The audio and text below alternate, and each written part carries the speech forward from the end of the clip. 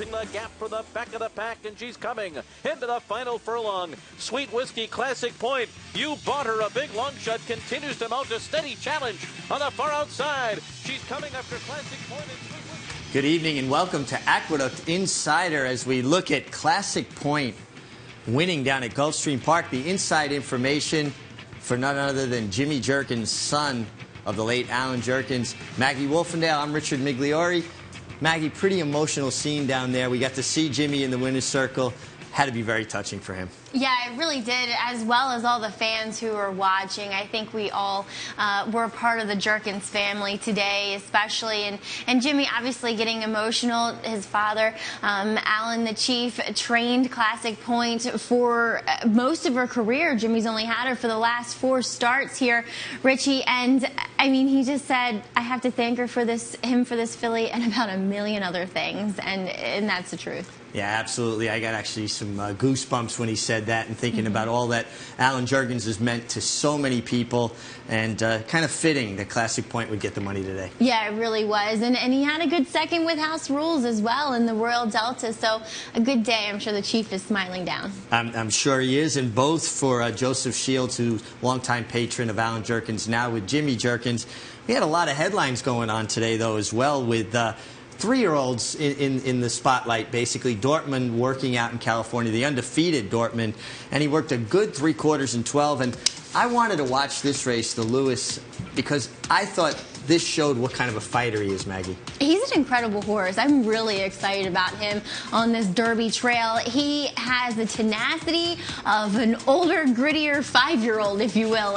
And he's only had 5 career starts, and he's just massive. I think also you kind of wonder if horses have size complexes because he is so big and bold looking that it kind of plays out on the racetrack too in the way that he runs. And he had a good maintenance work here in California today for Bob Baffert. So he's on the right track for the Santa Anita Derby, and he should probably be the favorite. And Firing Line running in the Sunland Derby as well. Yeah, Firing Line, who he outgamed there, goes to Sunland Park, gets a little class relief there, and has a chance to get a lot of points as well as a big purse. Horse that I'm not convinced wants to go that far, but a horse that I am very high on worked down in Florida this morning, and that was Upstart for Rick Violet, as we're going to take a look at a race where he is DQ'd, and It's a Knockout was placed first. Yeah, and the top 2 finishers, either way you put it, did work today, but Upstart having a really nice work according to Rick Violet and a lot of other people that were watching. 5 furlongs and 59-2, completed the last 8th and 11-2, so he really came home nicely, galloped out in 112-3. So he's really on track, and Rick saying that really hasn't had to tweak anything. You know, and that makes me wonder, as much as you are hands-on with horses and you're involved with training, first with your dad, now with Tom Morley, that's rare, isn't it, when you don't have to change things up? It really is. I mean, for a horse to be doing that well, that you don't have to even bring the chiropractor in or something like that, that he just handles everything that you throw at him with class and ease, and that's what you want with these young 3-year-olds, because let's face it, a lot of things can change, and they're animals, so they can change their mind about things whenever they want, and the fact that Upstart has really remained on track is a testament to what a horse he is. Yeah, I agree with you, and I think if anything's changed, it seems like he's filled out and he's actually maturing right in front of our eyes. But Todd Pletcher also had a couple of horses work today. It's a Knockout, who we saw there, who was placed first. And Materiality, good winner of the Alla Ramada handicap at Gulfstream. Both worked together, 48-3, kind of a typical Todd Pletcher work. You took the words right out of my mouth. That is Todd Pletcher, 2AT, and Materiality winning pretty convincingly in both of his career starts so far. He got a 104 buyer for that overnight stakes race, so it's looking as though he's going to step up with the big boys next time out. Yeah, so he'll get his opportunity. We got a lot of action going on around Spiral Stakes, I should say, later today at Turfway Park, the Sunland Derby, which you aforementioned, and as well as next week the Dubai World Cup, 1 o'clock first post. You can watch and wager on that right here at Aqueduct. Actually, I'll be out in California covering it for Fox Sports. Me and Andy will head out that way. But a lot of good horses to talk about. And we had a lot of good horses this afternoon, albeit on the claiming side of it, but some pretty good races. Yeah, as we'll check out probably the feature of the day in race number 3. Here's the Mr. Sinatra, John Imbrial, with the call. Celebrated Talent comes away with the lead, and Stormin' Monaco is right there in second. Down at the rail is Howl, with Spa City Fever alongside, and Don Dolce trails the field in fifth as they swing around the clubhouse turn.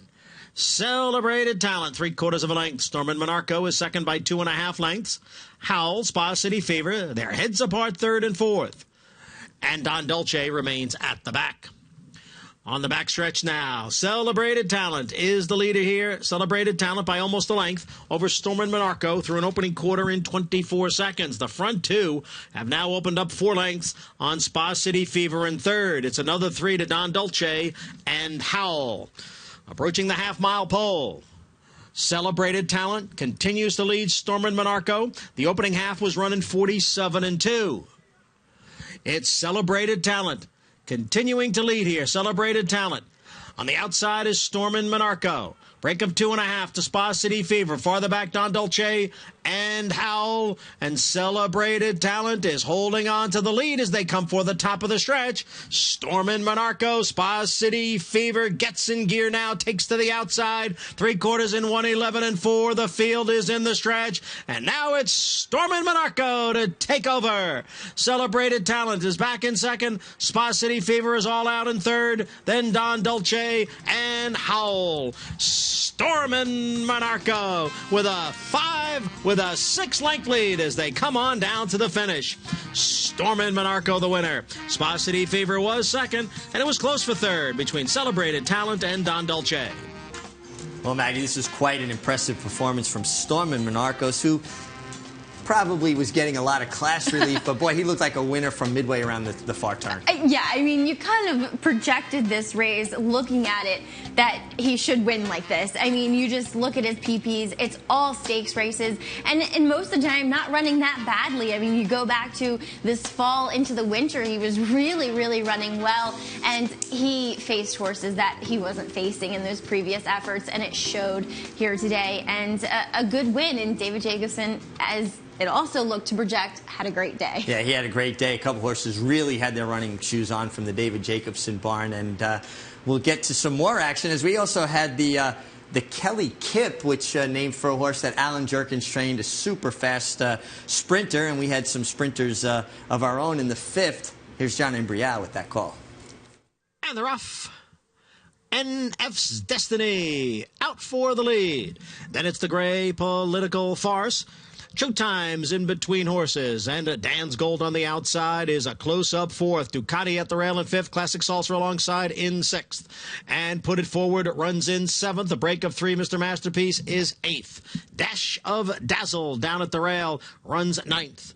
Oliver Rush is 10th, and a break of 3 to Horatio, who trails the field in 11th. The quarter win in 23 and 1/5 seconds. NF's Destiny leads the field around the far turn. Showtime up now into second, and Political Farce is third. Classic Salsa now gains a spot. Far outside is Dan's Gold. Ducati has dropped back. The field is at the head of the stretch, and NF's Destiny has a 3-length lead.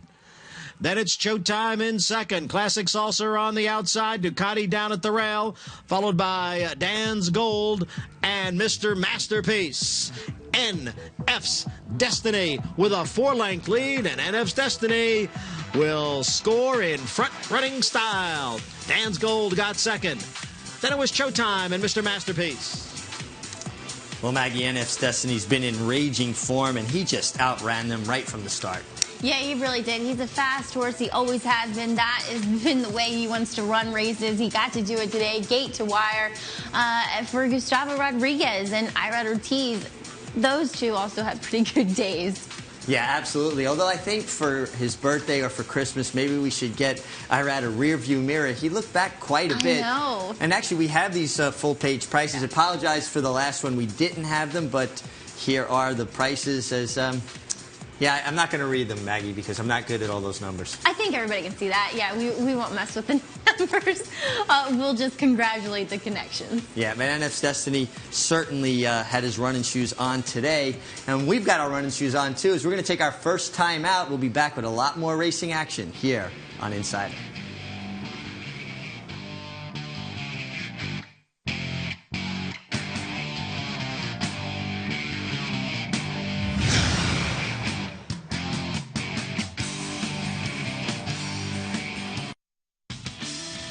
Welcome back to Aqueduct Insider here on MSG Plus as we take a look at the now empty paddock. The races are over, but we're getting closer and closer. April 4th, Maggie, the TwinSpires.com Wood Memorial, $1 million pot and a lot of Derby points on the line. Yes, there is. We'll probably see the return of El Kabir, who took down our Withers. So it'll be a great race, as it always is. A lot of good races on the card, too, and fans get a special treat for coming out on Wood Day. Yeah, also a free cap. Look at that nice TwinSpires.com Wood Memorial cap with a purchase of a post-parade program or a voucher.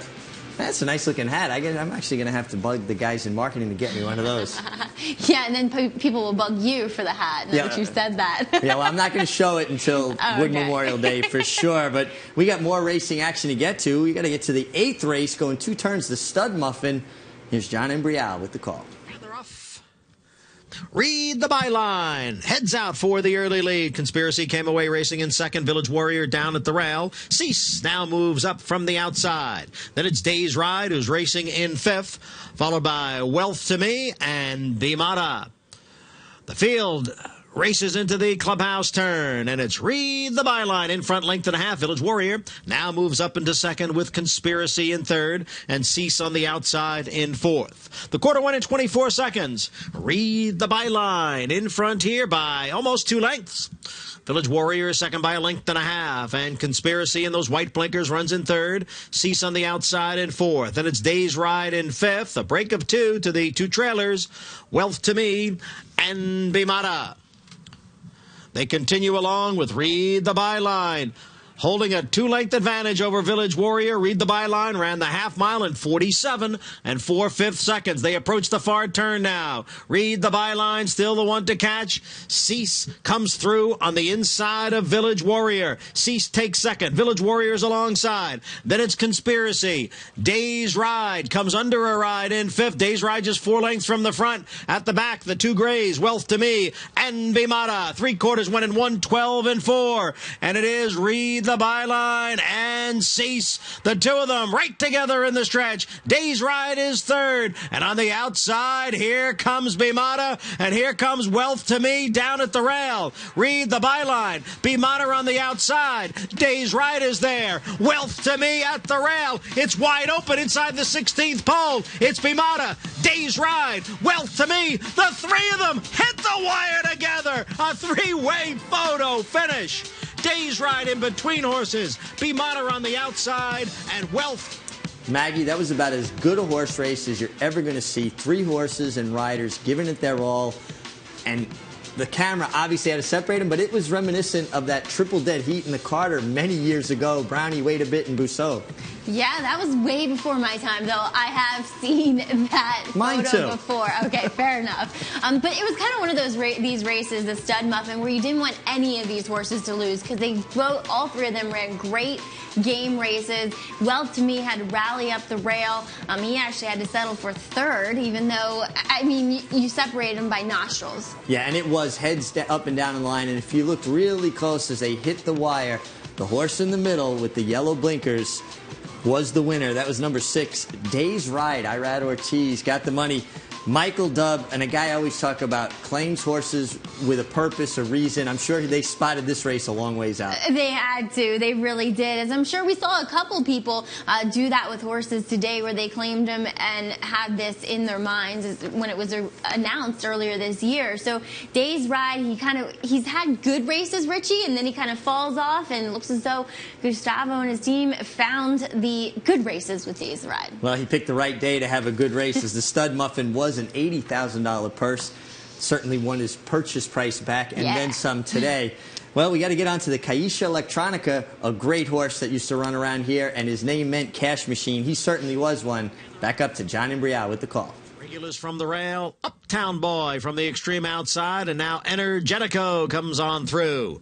So it's Uptown Boy and Energetico heads apart for the lead. They've got almost 3 lengths now on Regulus, but Taurus is in between horses. On the outside is Double Down again, then a gap of 2 to Doc Allman, and Pretoreo is the trailer in 7th. The opening quarter was 22 and 3/5 seconds. On the outside is Uptown Boy with a head in front now of Energetico as they round the far turn. And now Uptown Boy gets clear by 2 lengths. Double Down Again is on the move on the outside into second as Energetico drops back to third. Then it's Motoris, Doc Allman, Regulus, and Pretoreo. The half mile was running 46 1/5 seconds. Here's Double Down Again to take over the lead from Uptown Boy. Energetico is third, farther back Doc Allman and Pretoreo. Double Down Again leads by 2.5 lengths. Energetico in second. They come for the wire. Double Down Again does it. Energetico was second. Pretoreo got up for third. Doc Allman fourth. Double Down Again, another horse. Looked like a winner coming off the turn. He's got an interesting stride. I kind of like the way he moves. Maggie, what do you think? He does carry his head a bit low. You always kind of have to be picking it up, but I've always liked the way he moves as well, Richie. He just kind of grinds it out, but covers a lot of ground, too. He is a big type horse. Yeah, for a sprinter, he does cover a lot of ground and doesn't look like he's going that fast. Kind of win with his ears pricked. I think horses like that were always a little more comfortable for me because I was tall and they wouldn't stretch me out as much. Yeah, exactly. I can't relate, but I'm sure that's true. Well, a nice win there for Michelle Nevin and Jose Ortiz. We see the Ortiz boys both had good days today. As they always do. As they always do. But we got other action to bring you. We're going to head to the scintillating 6. Actually, I think I hit that one. Here's Johnny I with all of them. Has a 3-length advantage as they head for home. Before you know it, Emmanuel Franco in front by 5. Rock Me Mama moves into second. Lady Luciano is now in third. Before you know it, with a 4-length lead, Rock Me Mama is a clear second. Before you know it, holding on, and before you know it, will win the opener wire to wire. Rock Me Mama was second. Lady Luciano third. Just in behind Pura Vida's End. The field is in the stretch, and Room for Me has taken over and quickly draws clear. Room for Me by 5. Then it's Sweet Sway, Danita's Ruler, Matching Skies, Aix-en-Provence, and Pura Vida's End. But a runaway winner here. Room for Me in a romp. Aix-en-Provence was second, then Sweet Sway and Danita's Ruler.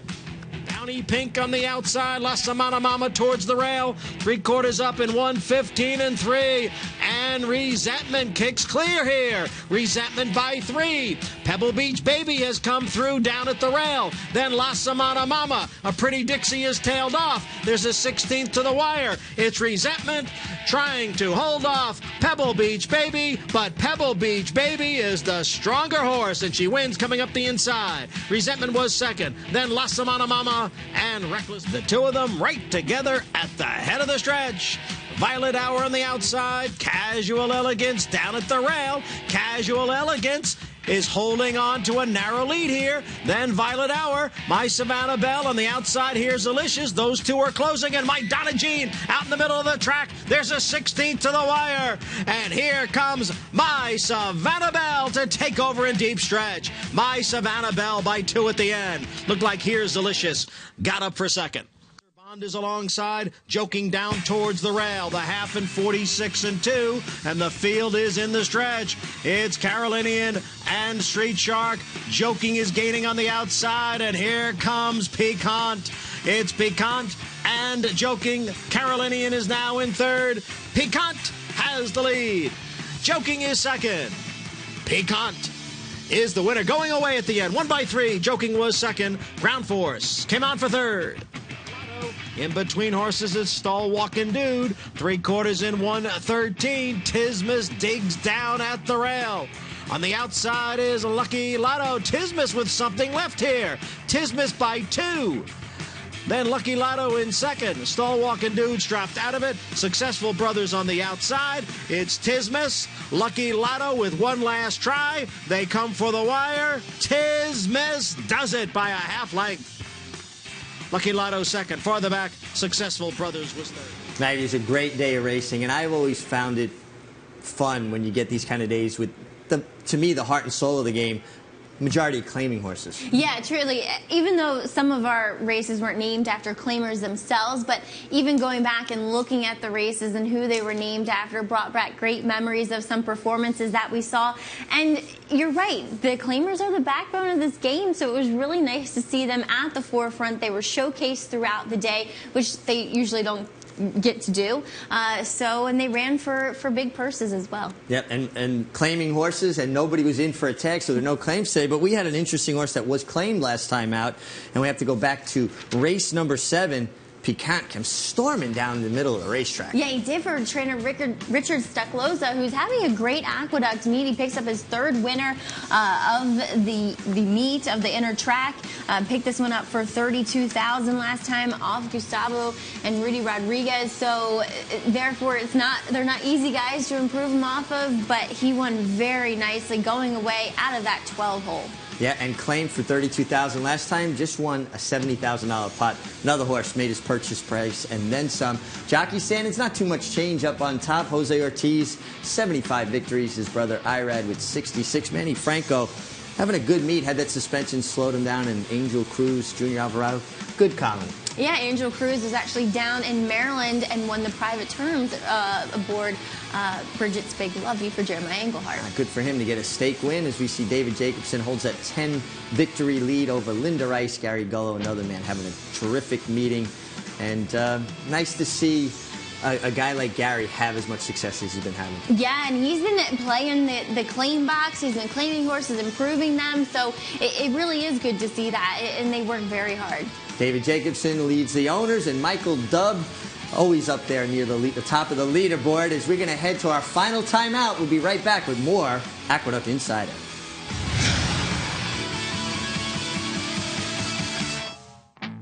They're off in the Belmont Stakes. Start your summer at the Belmont Stakes Racing Festival. 3 days of exciting racing action. $10 million on the line. Live music, entertainment, food vendors, and more. Get your tickets today. Maggie, not only do we have the Belmont Stakes, the longest and oldest jewel of the Triple Crown, but what a day of racing. If you're a racing fan, you want to be here that day. Yeah, you do. I mean, so many stakes races, a lot of money on the line. We even have the Met Mile on that card. So it's really going to be a great day. Also a great weekend, which does start on Thursday. We'll have some stakes then as well. Yep, so you can go try to get your tickets on sale now at BelmontStakes.com. Just a terrific weekend of racing, as Maggie said. As we look forward to tomorrow, the Stymie Handicap, and we've got several horses coming out of here, the Queens County. Maggie, what do you think?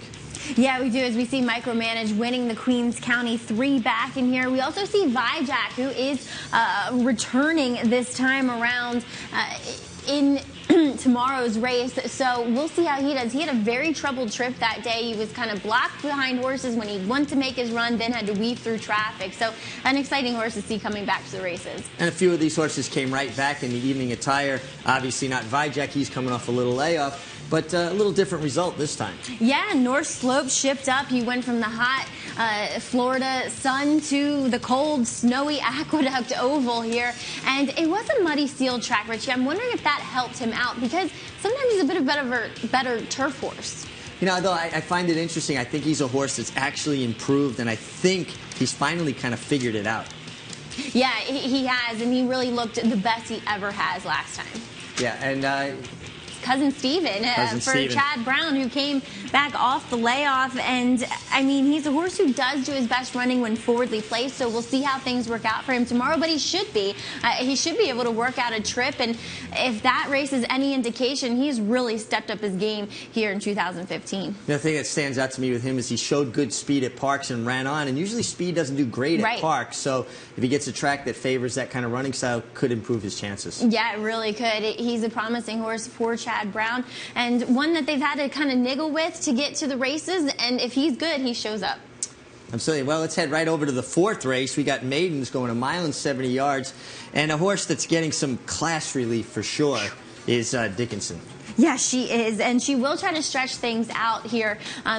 She has yet to go a route of ground, and she does run very well against Noble Beauty, who looks to be a filly destined for stakes, or graded stakes company, I should say. But Dickinson will gallop out in front here, so that effort there alone suggests that she should be able to handle the new distance tomorrow. And she definitely has a pedigree that says the distance should be good for her. Yes, she does. Here's Rapid Repair, running last summer at Belmont, and hasn't been seen since Saratoga.